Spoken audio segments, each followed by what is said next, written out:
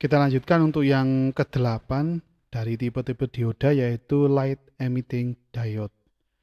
Jadi dioda yang memancarkan cahaya atau LED biasanya atau LED.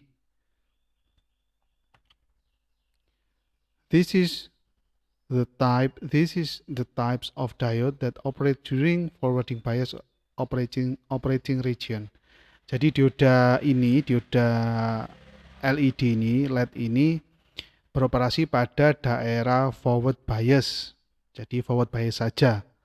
Untuk simbolnya bisa kita lihat di sini ya. Arah panahnya keluar ya. Ini Anda perhatikan arah panahnya keluar. Simbolnya seperti dioda biasa, terus dikasih anak panah 2 ini arahnya keluar. Perlu diperhatikan keluar. Ini tandanya dia memancarkan cahaya. Selanjutnya untuk yang bentuk fisiknya, ini contoh salah satunya saja ya. Yang warna merah, anodanya biasanya yang positif, kaki yang positif atau anoda dari dioda ini biasanya kakinya lebih panjang daripada yang katoda. Anoda lebih panjang daripada yang katoda. Seperti itu. Dan untuk menandainya juga biasanya untuk yang katoda yang negatif itu ada di sini. Bentuknya kan bulat seperti ini ya. Kalau dilihat dari atas itu bulat, tapi ada yang flat di sini. Ada yang flat di sini, berarti itu menunjukkan kaki yang minus atau katoda. As the diode start conducting during this region, there is a flow of current. Sebagaimana dioda mulai untuk mengalirkan arus atau on ya, conducting itu nyambung atau on during this region pada forward bias ini ya, pada daerah forward bias, maka ada arus yang mengalir. Jadi pada saat dioda ini on, maka ada arus yang mengalir. This current is referred to as forwarding current. Jadi arus ini disebut juga arus forwarding, arus forward. Selama proses ini, the light get emit from the diode. Pada proses ini, pada saat ada forwarding current ini, maka cahaya akan terpancar dari dioda. Jadi seperti contoh yang ada di bawah ini ya, gambar ini. Adapun ini tabel adalah karakteristik dari LED. Ada warna yang infrared, merah, amber, yellow, green, blue, dan white. Yang paling bawah ini white. Ya. Jadi untuk wavelength infrared itu 850 sampai 940 nanometer. Jadi seperti itu. Selanjutnya ada VF pada 20 mA. Jadi tegangan forwardnya ini berbeda-beda setiap LED. Jadi beda warna juga tegangan forwardnya juga beda. Pada arus 20 mA, tegangan forward untuk infrared dia 1,2. Wavelengthnya 850 sampai 940 nanometer. Material semikonduktornya GaAs.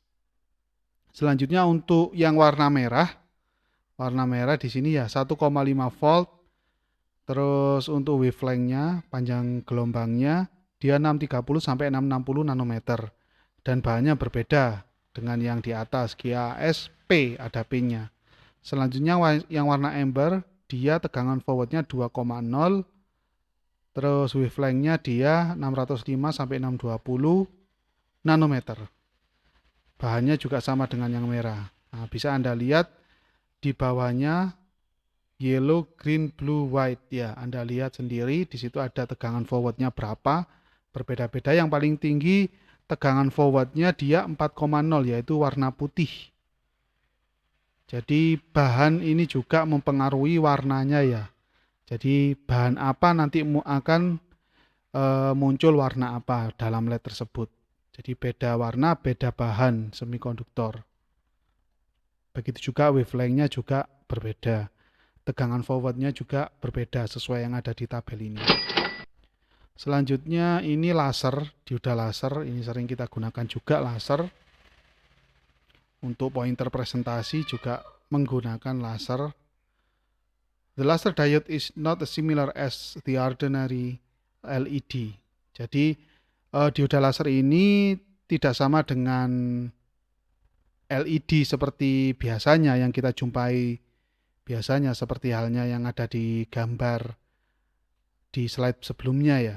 Jadi ada di gambar sebelumnya juga, di slide sebelumnya itu berbeda untuk laser dan LED yang biasa. Karena it generate coherent light. Jadi karena apa? Karena laser ini menghasilkan cahaya yang koheren. Koheren itu apa maksudnya di situ? Yaitu dia memiliki wavelength. Kalau cahaya dia berarti wavelength ya, atau panjang gelombang yang sama dan fase yang sama.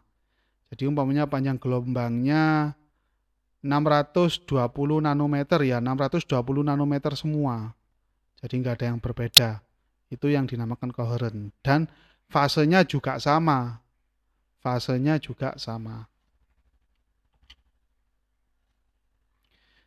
Adapun kegunaan dari dioda laser ini digunakan pada driver DVD dan CD ya. Ini banyak ya. Dulu komputer-komputer dulu ataupun CD atau DVD player ya.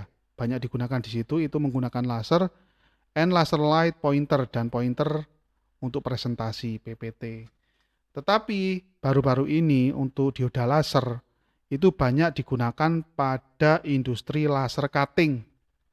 Untuk pemotongan menggunakan laser seperti halnya yang ada di bawah ini, dia laser cutting. Jadi laser ini mampu memotong baja. Jadi seperti itu. Jadi cukup menggunakan cahaya laser ini, dia mampu memotong baja dan hasilnya lebih smooth, lebih bagus, lebih halus daripada menggunakan gergaji atau benda mekanik yang lain. Although these diodes are inexpensive than other type of laser generator,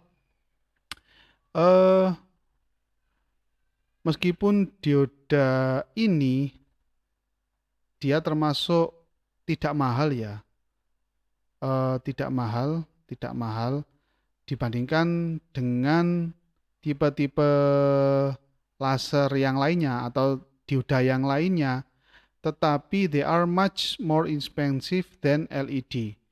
Jadi dioda ini walaupun dia termasuk tidak mahal dibandingkan dengan dioda yang lain atau dioda laser yang lain, tetapi jika laser ini dibandingkan dengan LED, maka laser termasuk jauh lebih mahal daripada LED. Jadi seperti itu. Untuk bentuknya kurang lebih seperti ini yang sebelah kanan. Ini salah satu contoh saja, tergantung aplikasinya di mana nanti. Jadi yang menjadi karakteristik utama dari dioda laser dibandingkan LED yaitu dioda laser dia menghasilkan cahaya koheren.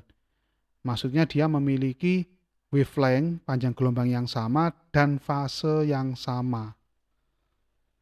Yang pasti kekuatannya ya powernya juga tinggi. Kalau dioda laser tersebut digunakan untuk laser cutting, dia memiliki power yang tinggi dibandingkan LED biasanya. Selanjutnya untuk yang ke-10 yaitu fotodioda.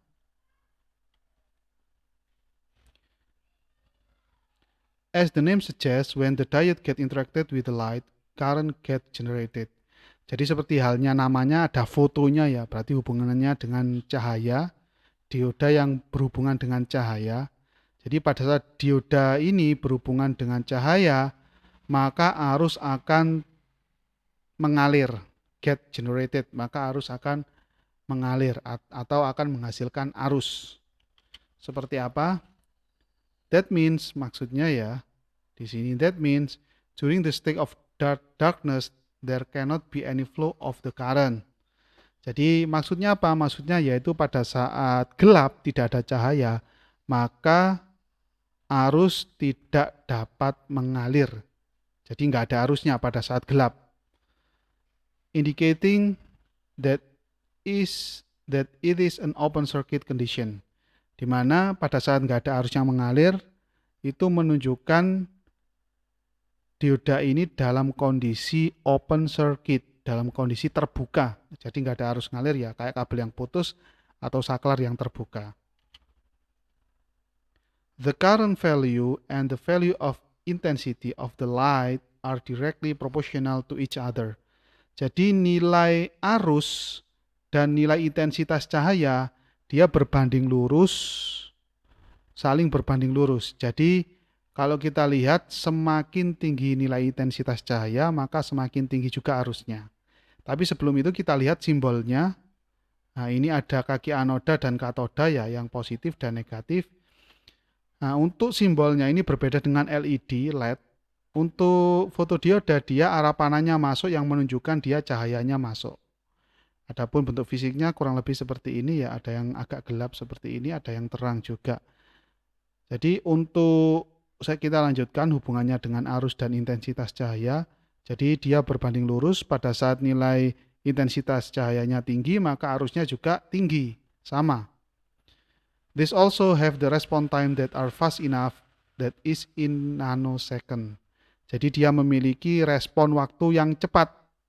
Jadi untuk biasanya digunakan untuk counter ya, penghitung. Jadi sensor untuk penghitung benda, mendeteksi benda.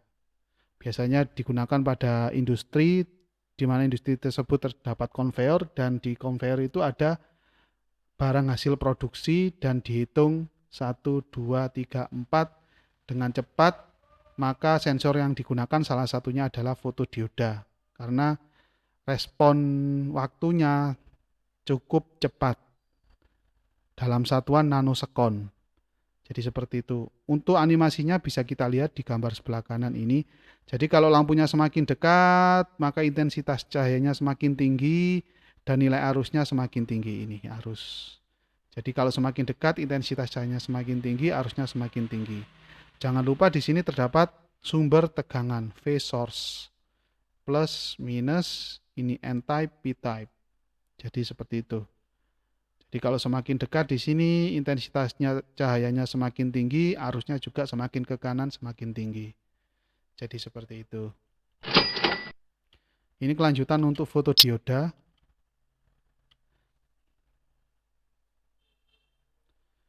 This type of diode can also have the capacity of generating electricity. Jadi fotodioda ini juga dapat menghasilkan listrik, menghasilkan tegangan atau menghasilkan listrik. An interactive animation showing the use of photodiode in photovoltaic mode. Jadi pada gambar di bawah ini, gambar interaktif di bawah ini menunjukkan bahwasannya fotodioda dia bekerja seperti fotovoltaik, seperti solar cell, dia dapat menghasilkan tegangan. Varying the light intensity incident on the photodiode dengan mengubah-ubah intensitas cahaya yang masuk pada fotodioda. The voltage between the photodiode in the circuit shown on voltmeter. Jadi tegangan antara kaki-kaki fotodioda ini kaki yang minus, ini kaki yang plus. The voltage between the photodiode in the circuit shown in voltmeter. Jadi tegangannya bisa dilihat pada voltmeter ini. Jadi semakin tinggi intensitas cahayanya maka semakin besar tegangannya. Bisa kita lihat ini ya, semakin kuning ini semakin besar intensitas cahayanya. Semakin kuning, semakin besar intensitas cahayanya, semakin besar tegangannya. Ya, Anda lihat sendiri, ini digeser-geser. Ya, jadi seperti itu. Dia bisa juga bekerja atau berfungsi sebagai fotovoltaik atau solar cell. Dia bisa menghasilkan tegangan. Selanjutnya yaitu dioda pin diode. Akan kita bahas pada video selanjutnya. Terima kasih.